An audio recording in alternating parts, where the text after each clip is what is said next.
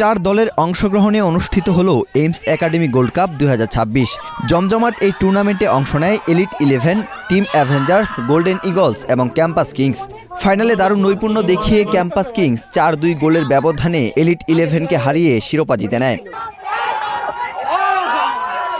টুর্নামেন্টে অসাধারণ পারফরমেন্সের স্বীকৃতিস্বরূপ ক্যাম্পাস কিংসের নাইম হাসান নির্বাচিত হন ম্যান অব দ্য টুর্নামেন্ট। সর্বোচ্চ গোলদাতার তালিকায় যৌথভাবে শীর্ষে ছিলেন ক্যাম্পাস কিংসের রামিম হাসান ও কাউসার, দুজনেই করেন 3টি করে গোল। অন্যদিকে দুর্দান্ত গোলকিপিংয়ের জন্য এলিট 11-এর ফজলে রাব্বি পান সেরা গোলকিপারের পুরস্কার। Gold's Gym across 30+ countries with over 700+ locations worldwide. Train anywhere, belong everywhere.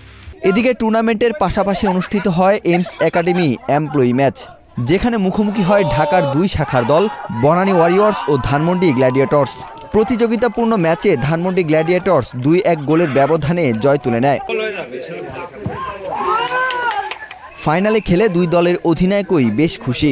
এইমসের এমন আয়োজনের জন্য ধন্যবাদও জানিয়েছেন তারা। যদিও আমাদের অপোজিট টিম ফাইনালে একটু ব্রুটাল খেলছে, কিন্তু অনেক ভালো হয়েছে আমাদের খেলা। চ্যাম্পিয়ন হয়ে মানে কেমন লাগছে? আলহামদুলিল্লাহ অনেক ভালো লাগছে। সুপার ক্যালিফ্রাগিলিস্টিক এক্সপেলিডেশনস। আসলে আমি যথেষ্ট চেষ্টা করেছি, তো হারার জন্য খারাপ লাগছে। আমাদের এরকম একটা অপরচুনিটি দিয়েছি, আমাদের খেলা সব আমাদের বন্ধুদেরকে এক হওয়ার একটা সুযোগ করে দিয়েছে, তাদের সাথে একটা ভালো আন্ডারস্ট্যান্ডিং হচ্ছে।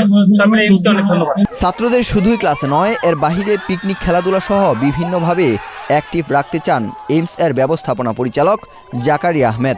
তিনি বলেন, আমাদের এইমস কি করে স্টুডেন্টকে শুধু পড়ালেখার উপরেই না, যে আমরা পিকনিক আয়োজন করি ওদেরকে। আমরা ধরেন আমাদের তো সিলেটেও যে এইমসে কাজ করতেছে, সিলেটে পিকনিকে যায়, এখান থেকেও আমরা নেক্সটে এখন তো রেনি সিজন পিকনিকের আয়োজন করব। বিভিন্ন খেলাধুলা তাদের মানে পড়ালেখার সাথে সাথে যাতে এই যে স্পোর্টস অ্যাক্টিভিটিস যেগুলা বা অন্যান্য যেগুলো স্কিল বিল্ড করবে।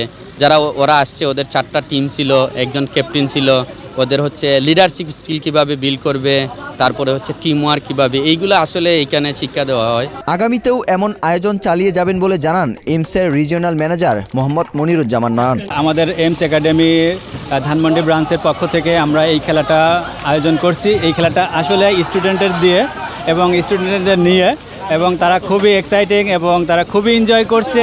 এবং আমরা আশা করি আমাদের সকল স্টুডেন্ট এবং পরবর্তী যারা ভর্তি হবে, আমরা তাদেরকে নিয়েও এর থেকে আরও ভালো আনন্দঘন পরিবেশে যাতে বিভিন্ন ধরনের অনুষ্ঠান, যেমন ফুটবল বা ক্রিকেট অথবা আমরা বিভিন্ন পিকনিক টাইপের আমরা করতে পারবো, বা আশা করি তাদেরকে নিয়েই ইনশাল্লাহ আমরা এগিয়ে যাব।